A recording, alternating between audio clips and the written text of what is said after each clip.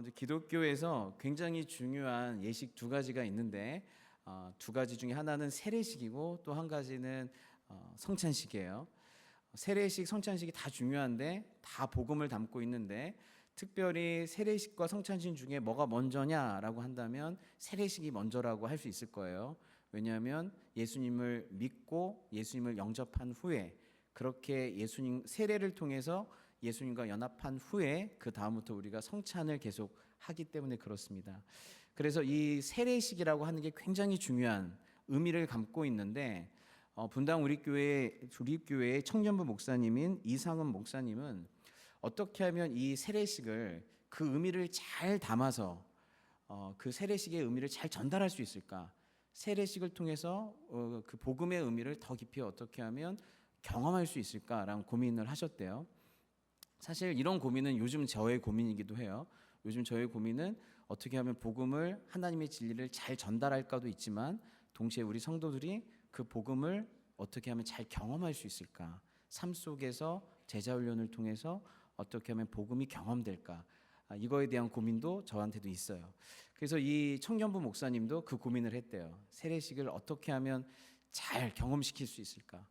그 고민을 하다가 세례식과 관련된 이 세례와 관련된 웨스터민스터 신앙 고백 94번에 이렇게 정리가 돼 있어요.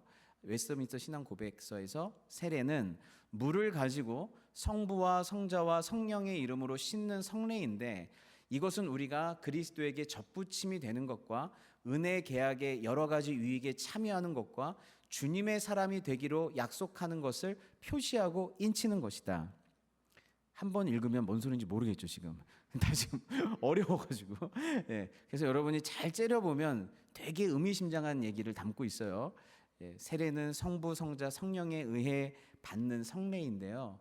우리가 그리스도에게 접붙임, 그리스도와 연합, 하나됨을 이루는 것이고 은혜 계약의 여러 가지 유익에 참여하는 것이고 은혜 언약에 참여하는 것이고 주님의 사람이 되기로 약속하고 표시하는 거다라는 것이죠. 이 의미를 계속 생각해 보니까 이 청년부 목사님이 이 세례의 의미는 결혼식의 의미와 아주 흡사하구나.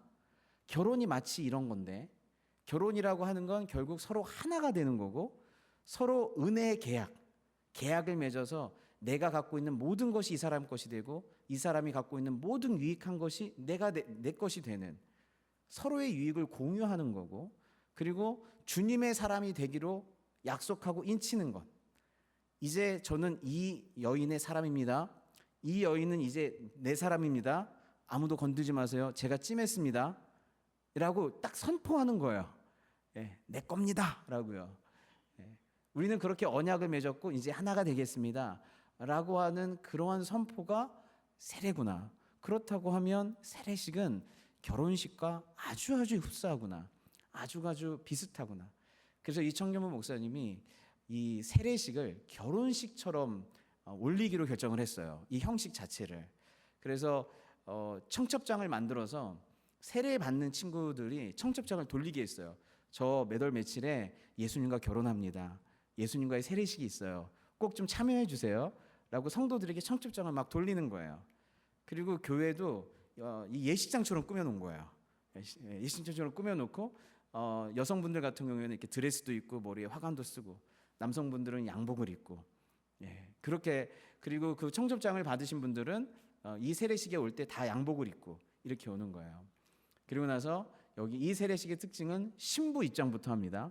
예수님께서 신랑이 되시기 때문에 신부 입장 그러면 소그룹 리더의 손을 잡고 세례 받는 사람들이 뒤에서 걸어와요. 다 걸어와서 딱 쓰면 하이라이트는 신랑 입장이에요.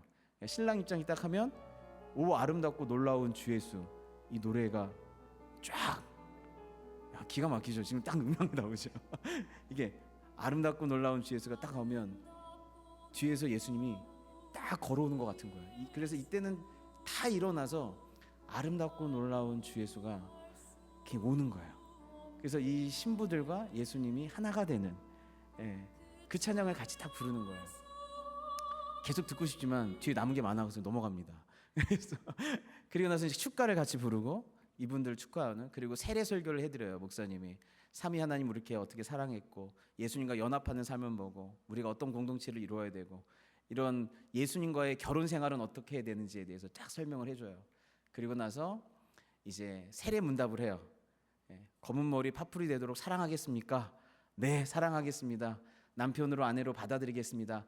라고 이렇게 문답을 하는 것처럼, 서약을 하는 것처럼 예수님만 사랑하겠습니까? 예수님 끝까지 주인으로 모시겠습니까? 공동체에서 이분을 돕겠습니까? 라고 세례 문답을 하고 그 다음에 서약을 하고 그리고 친구들이 축하 메시지를 하고 이제 축도하고 예배를 마치는 거예요. 그랬더니 이 세례식이 결혼식의 의미를 딱 담아냈더니 이 세례식 안에 정말 복음의 의미, 예수님과 연합한다는 것의 의미, 예수님과 동행하는 삶의 의미가 너무너무 잘 담기는 거예요. 그래서 이 세례식이 굉장히 감동스러웠다라고 얘기를 하죠. 근데 실제로 세례식은 이 결혼의 의미보다 또 더 큰 의미가 있어요. 그건 뭐냐면 내가 나의 옛사람이 예수 그리스도와 함께 십자가에서 못 박혀 죽었다라고 하는 죽음의 의미도 있어요. 그래서 세례식은 사실 장례식과 결혼식이 합쳐진 유일한 행사라고 볼 수가 있어요. 의식이라고 할 수 있어요. 내가 예수님과 함께 죽었습니다. 이제 그런데 예수님과 함께 살았고 연합하여 이제 예수님과의 결혼 생활이 시작됩니다라고 하는 장례식과 결혼식의 연합의 의미가 세례식에는 다 있어요. 그럼에도 불구하고 장례식과 결혼식 중에 결혼식을 택한 이유는 분명하다고 생각해요. 왜냐하면 결혼 생활이라는 것 자체가 세례 이후의 결혼 생활이라는 것 자체가 자기 죽음, 자기 부인, 자기 내려놓음의 삶의 길을 걸어가야 하기 때문에 그래요. 저희가 사실은 결혼 전에 솔로일 때는 제일 중요한 게 나 자신이에요. 내가 원하는 것, 내가 하고 싶은 것, 내가 먹고 싶은 것, 내가 가고 싶은 것, 그리고 내가 하려고 하는 그 꿈, 모든 게 내가 제일 중요해요. 근데 결혼을 하게 되면 나 중심에서 상대방 중심으로 중심축이 옮겨가요. 아내가 원하는 건 뭐지? 남편이 원하는 건 뭐지? 당신이 원하는 건 뭐예요? 뭐 먹고 싶어요? 어디 가고 싶어요? 뭐 하고 싶어요? 꿈이 뭐예요? 그래서 그 사람이 원하는 것과 그 사람의 취향과 그 사람의 바램이 내 삶에 굉장히 강력한 영향력을 끼치기 시작해요. 그래서 그냥 그 의견을 참조하는 수준이 아니라 내 삶의 중심축이 그 사람에게로 넘어가는 경험을 하기 시작해요. 그렇게 되기 시작해요. 그래서 원래 안 먹던 것도 음식으로 해서 막 만들어서 먹어야 되고 한 번도 해보지 않았던 취미도 막 해보고 그런데 이분을 만나지 않았다면 전혀 안 했을 텐데 이분 때문에 제가 막 그렇게 하게 되는 거예요. 왜 그러냐면 삶의 중심축이 나 중심에서 너로 바뀌었기 때문에 그래요. 그런데 이제 둘이 결혼 생활을 하다가 아이를 낳으면 어떻게 될까요? 이 남편과 아내가 둘 다 네가 원하는 건 뭐니? 네가 하고 싶은 건 뭐니? 내가 뭘 도와줄까? 삶의 중심축이 서로의 관계 속에서 어디로 넘어가요? 자녀에게로, 가정에게로 이제 완전 중심축이 넘어가기 시작해요. 그래서 그 아이가 잘 되고 행복하고 건강하기 위해 꿈을 꾸고 그것에 굉장히 많이 안도하기 시작해요. 그래서 어떤 프로그램에서 자녀들한테 니네 꿈이 뭐냐 그랬더니 막 되고 싶은 거 엄청 많아요. 부모 얘기가 하나도 안 나와요. 근데 부모님한테 꿈이 뭐예요? 물었더니 자녀가 건강하고요, 자녀가 씩씩하고요, 자녀가 하는 일이 좀 잘 되고요, 자녀가 관계가 좋고요, 자녀가 직업 잘했으면 아니 그거 말고요. 당신 꿈이 뭐냐고요? 그게 제 꿈입니다. 그러세요. 그 다른 거 없어요. 저는 그거 제가 뭐 그렇게 잘해봤자 자녀가 잘 안 되면 그게 무슨 소용이겠어요? 이러면 그게 어떻게 된 거냐면 부모가 바보 같아서 그런 건가요? 자기를 실현하지 않아서 그런 거예요? 그렇지 않죠. 삶의 중심축이 바뀐 거예요. 자기 부인이라고 하는 건 어쩌다 한번 아니면 빈번하게 다른 사람을 배려하는 삶을 사는 것을 자기 부인이라고 하지 않고 자기 부인이라고 하는 것은 내 삶의 중심축이 바뀐 것. 내 삶의 중심축이 나 중심에서 너로, 너 중심에서 우리로 이렇게 삶의 중심축이 바뀐 것을 자기 부인이라고 해요. 여러분이 예수님과 결혼했어요. 세례를 받았다는 건 예수님과 연합했고 예수님과 결혼했다라고 하는 뜻이에요. 그렇다고 하면 그리스도인들, 성도들의 삶의 중심축은 어디에 있는 걸까요? 나에게 있는 걸까요? 예수님께 있는 걸까요? 예수님께 있는 거예요. 그래서 우리가 예수님을 무엇으로 고백해요? 주님으로 고백을 해요. 내 삶의 주인, 중심이 이제는 주님이십니다. 그래서 이제 저는 주님께 이렇게 묻습니다. 주님이 원하시는 건 뭐죠? 주님이 기뻐하시는 건 뭐죠? 무엇을 할 때 제가 주님의 기쁨이 될 수 있죠? 어떻게 주님의 인도함을 받죠?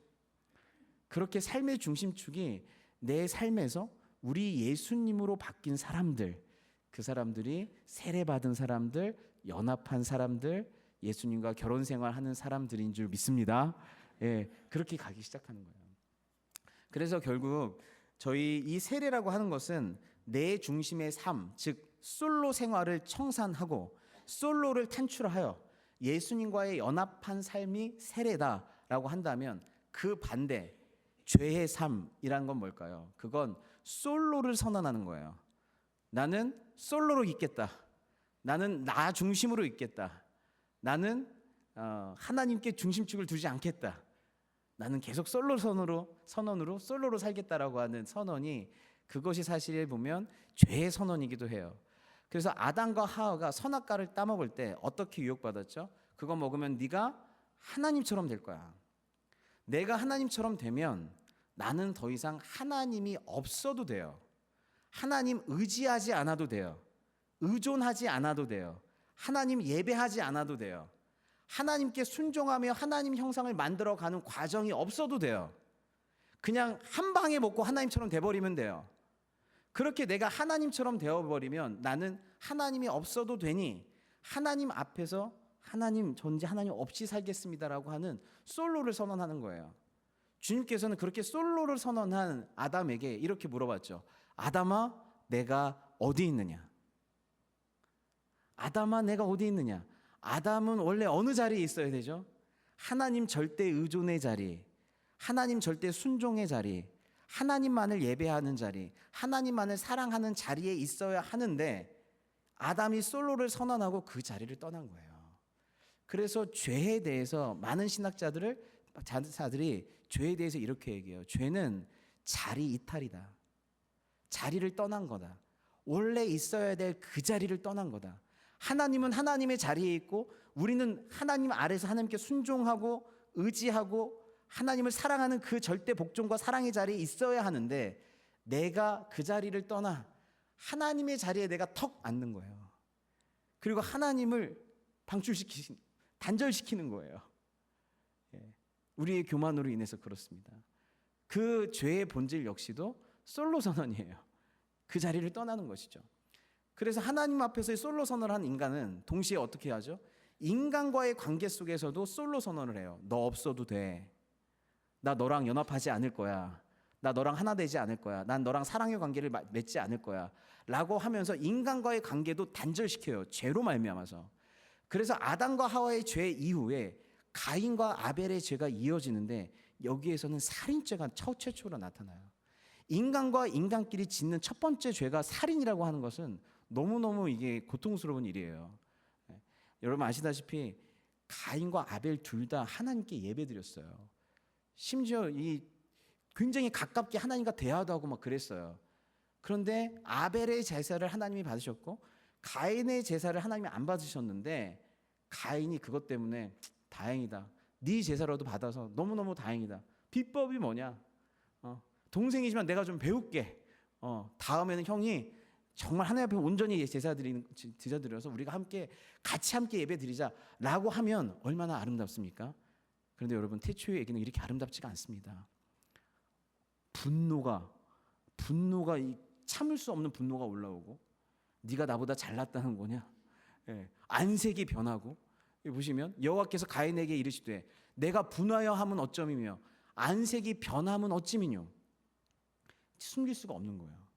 너무너무 화가 나고 견딜 수 없는 분노가 사로잡기 시작했어요. 내가 선을 행하면 어찌 낯을 들지 못하겠느냐. 선을 행치 아니하면 죄가 문에 엎드리니라. 죄의 소원은 내게 있으나 너는 죄를 다스릴지니라. 가인이 그 아우 아벨에게 고하니라. 그 후 그들이 들에 있을 때에 가인이 그 아우 아벨을 쳐 죽이니라. 그 아우 아벨에게 따라 나오라고 한 거예요. 고한이라는. 9절에서 여호와께서 가인에게 이르시되 내 아우 아벨이 어디 있느냐? 그가 가로되 내가 알지 못하나이다. 내가 내 아우를 지키는 자니까 라고 돼 있어요. 7절에 보니까 내가 선을 행하면 어찌 낯을 질지 못하겠느냐? 선을 행치 아니하면 죄가 문에 엎드리니라. 죄의 소원은 내게 있으나 너는 죄를 다스릴지니라. 시기와 질투가 가득한 지금 가인이 죄의 소원이 생겼어요. 시기와 질투는 어떤 마음이냐면 여기 보시면 하나님이 가인 마음속에 시기와 질투가 가득 차 있다는 걸 알아채셔서 오셔서 하나님이 얘기하세요. 야, 너 그렇게 화내지 마. 너 내 앞에서 그렇게 죄 짓고 부끄러운 일 하려고 하지 마. 그리고 너 죄를 다스려. 저는 이 장면이 좀 되게 감사해요. 왜냐하면 많은 분들이 이렇게 얘기할 수 있거든요. 아담과 하와가 범죄할 때 하나님이 좀 오셔가지고 그때 딱 막아줬으면 얼마나 좋습니까? 먹지 마. 너 그거 먹으면 진짜 죽어. 가만 안 둘게. 절대 먹으면 안 돼. 라고 딱 말렸으면 아담과 하와가 안 먹지 않았겠습니까? 이런 생각을 하신 분도 있어요. 하나님이 그럴까 봐 여기에서는 가인에게 어떻게 해요? 딱 그 마음이 있었을 때 그를 죽이고 싶을 정도로 질투와 분노가 올라왔을 때 주님이 딱 와서 말씀하세요.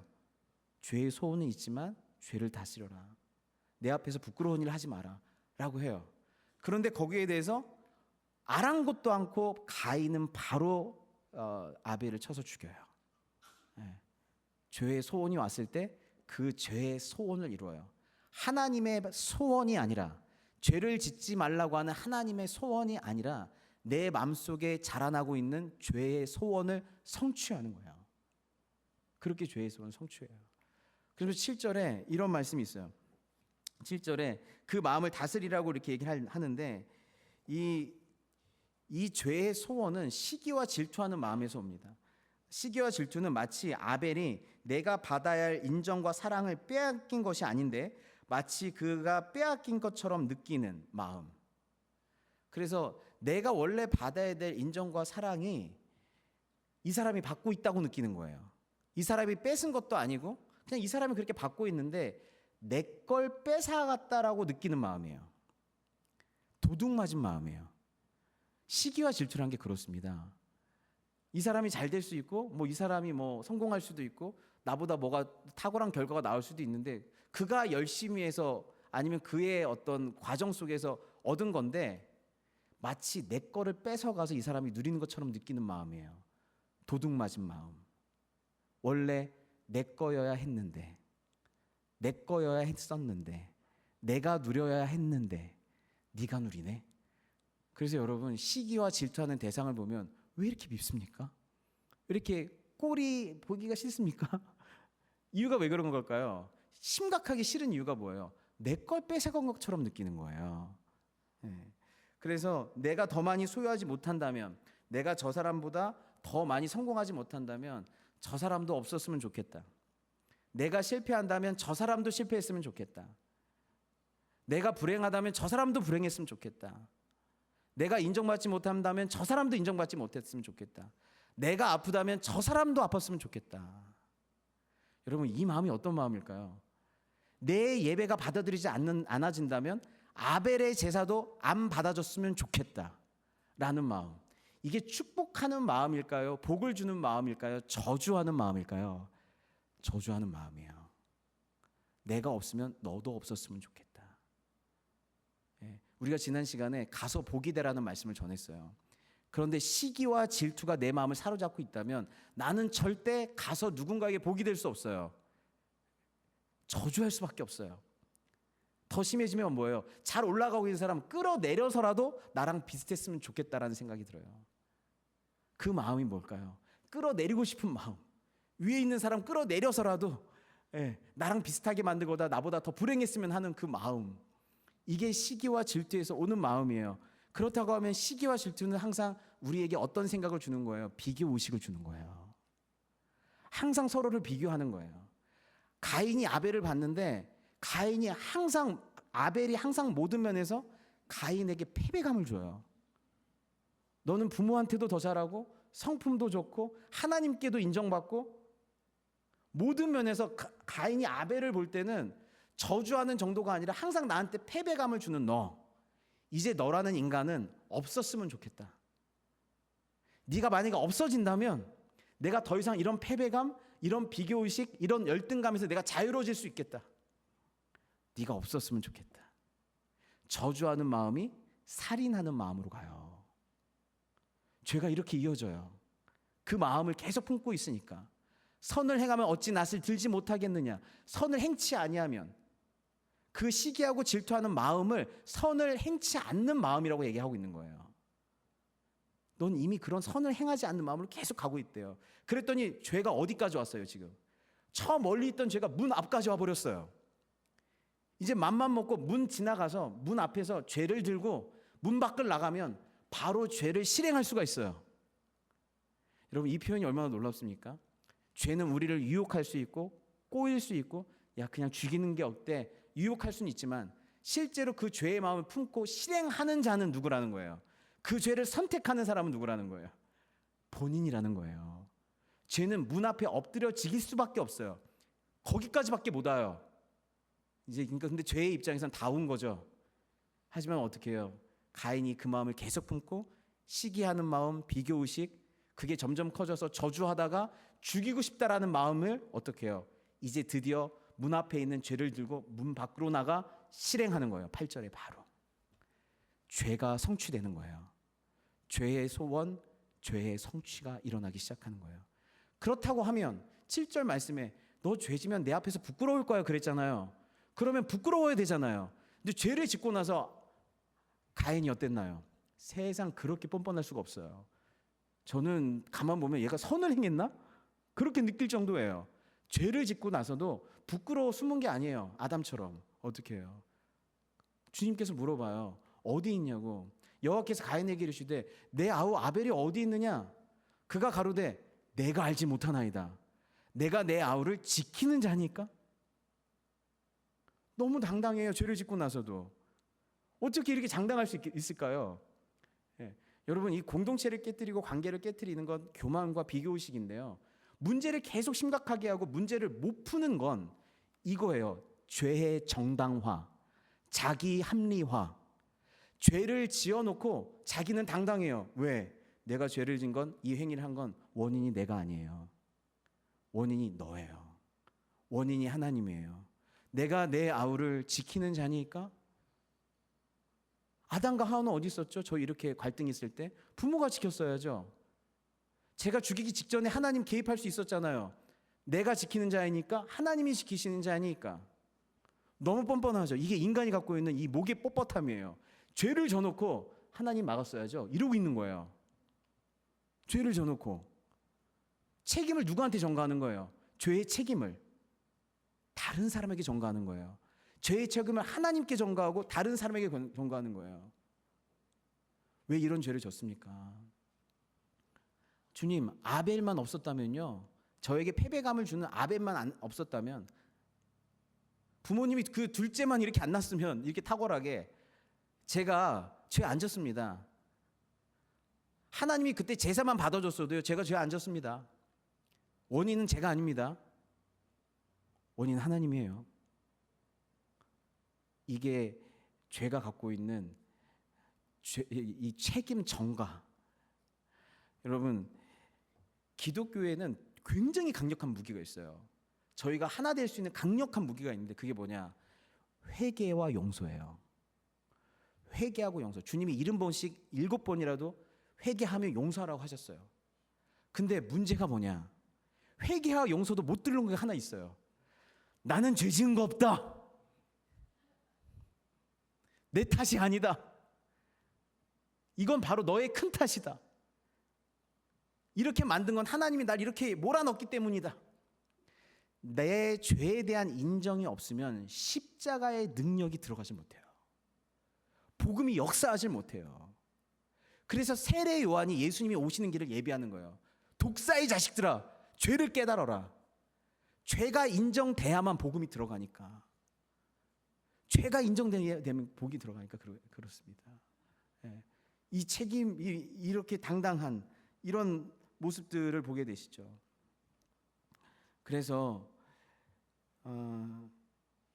그 이후에 책임 전가 이후에 이제 공동체는 깨어지고 인간은 하나님에 대한 두려움과 인간과 인간에 대한 두려움을 갖고 고립되고 하나 되지 못하기 시작했어요.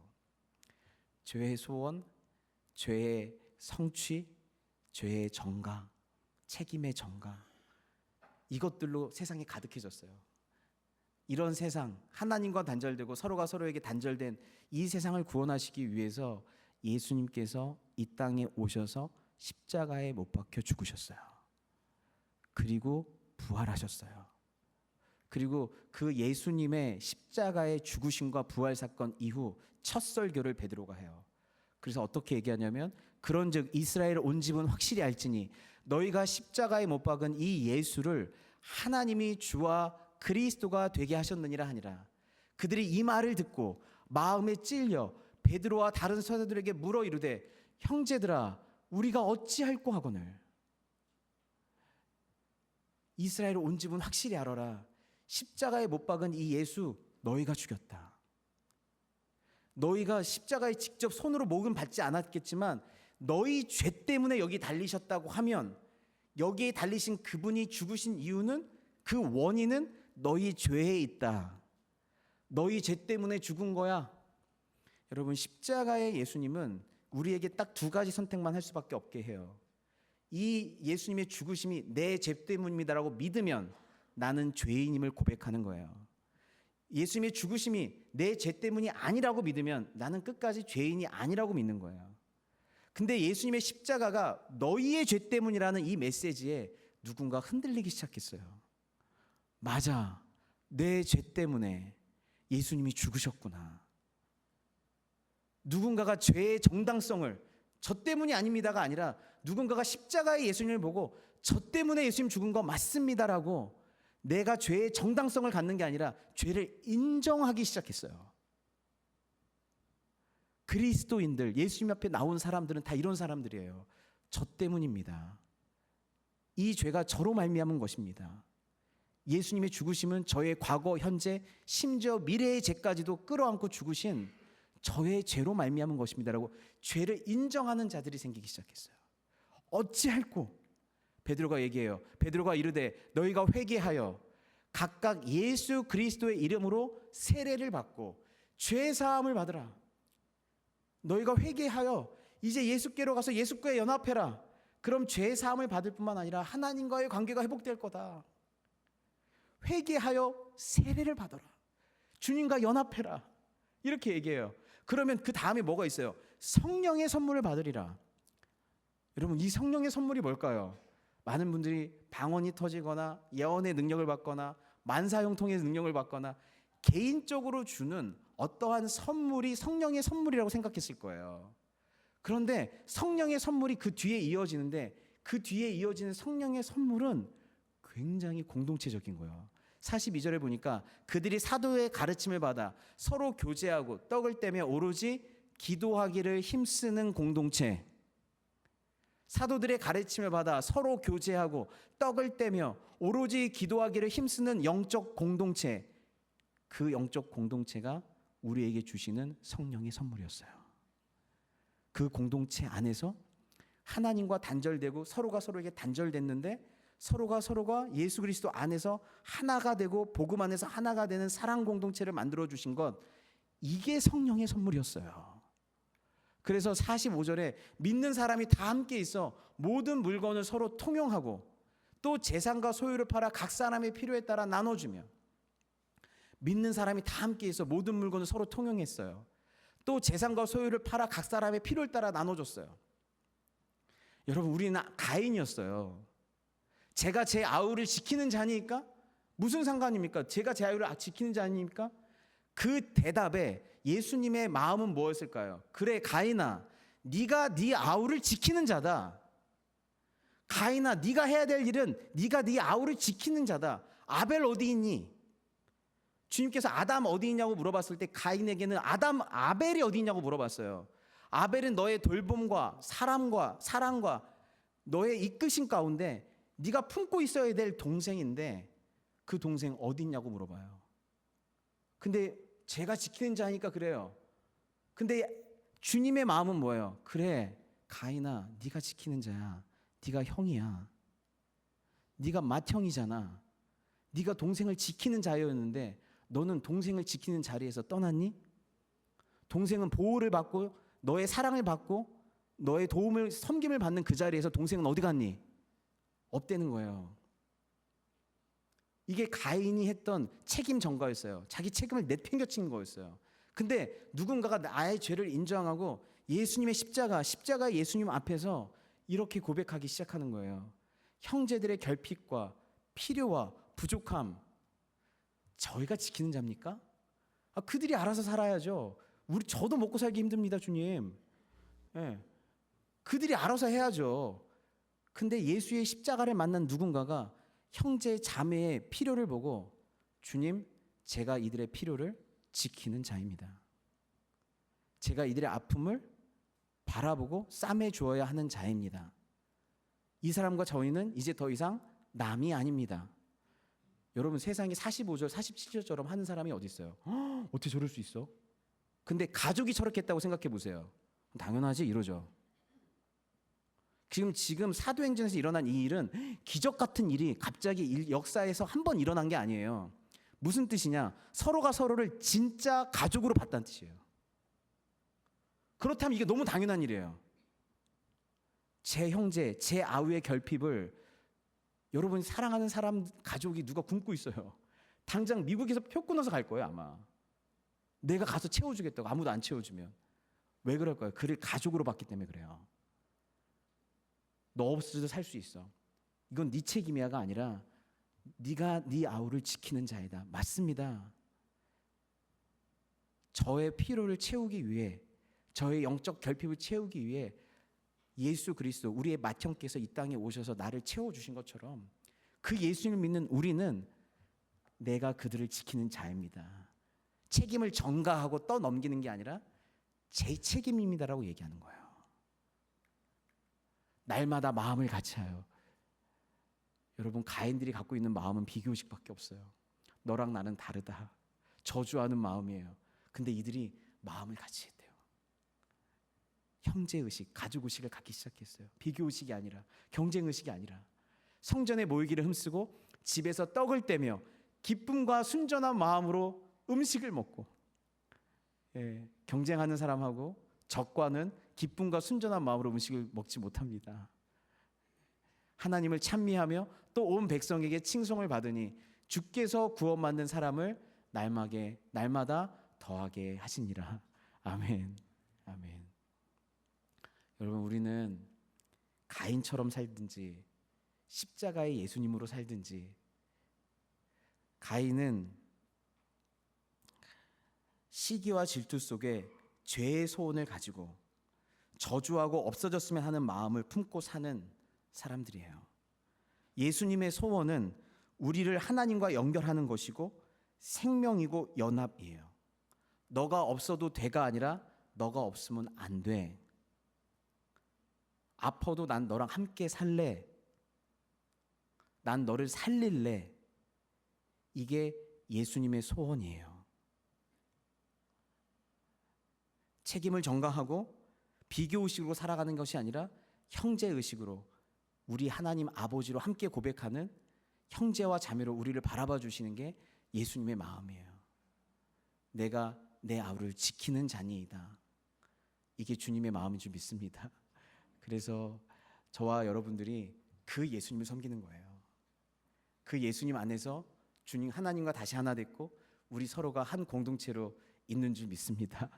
서로를 살리는 소원, 서로를 축복하는 소원, 서로의 책임을 서로 져주는 그런 마음, 형제와 자매의 의식을 가지고 주님 보시기에 아름다운 공동체 저와 여러분 함께 만들어 가시기를 주님의 이름으로 축원합니다. 기도하겠습니다.